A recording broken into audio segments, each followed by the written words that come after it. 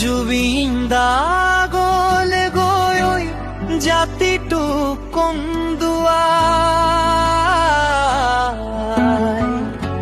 অকালতে চিৰদিনৰ বাবে ঘূৰি নহাৰ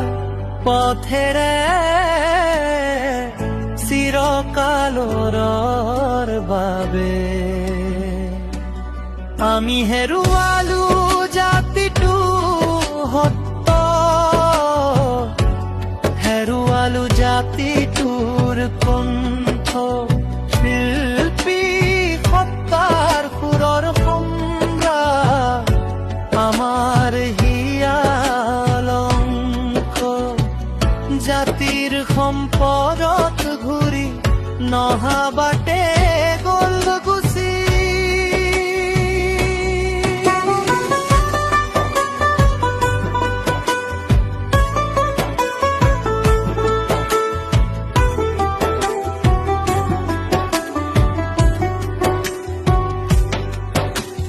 মানুহ নিচিনি সকলোকে আপোন কৰি লৈছিলি গাৰ নোমেই তোৰ শক্ৰ আছিল তই গমকে নাপালি গাখীৰ খুৱাই পুহিছিলি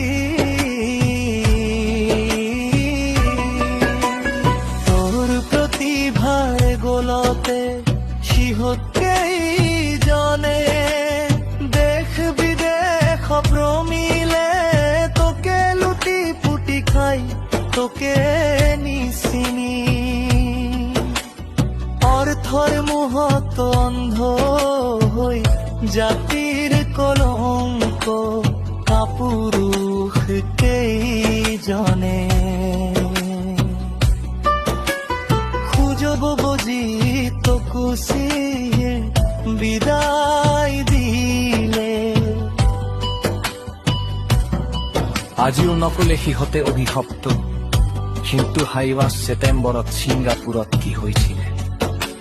কিয় হেৰুৱালো আমাৰ সম্পদ শিল্পী সাধনা সুৰৰ খনিকক আজিও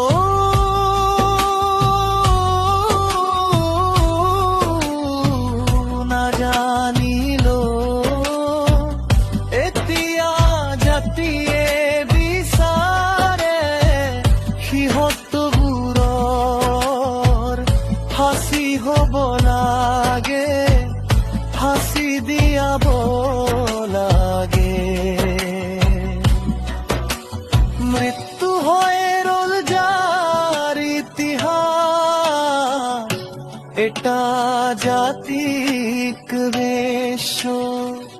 বুকুত চিনাকি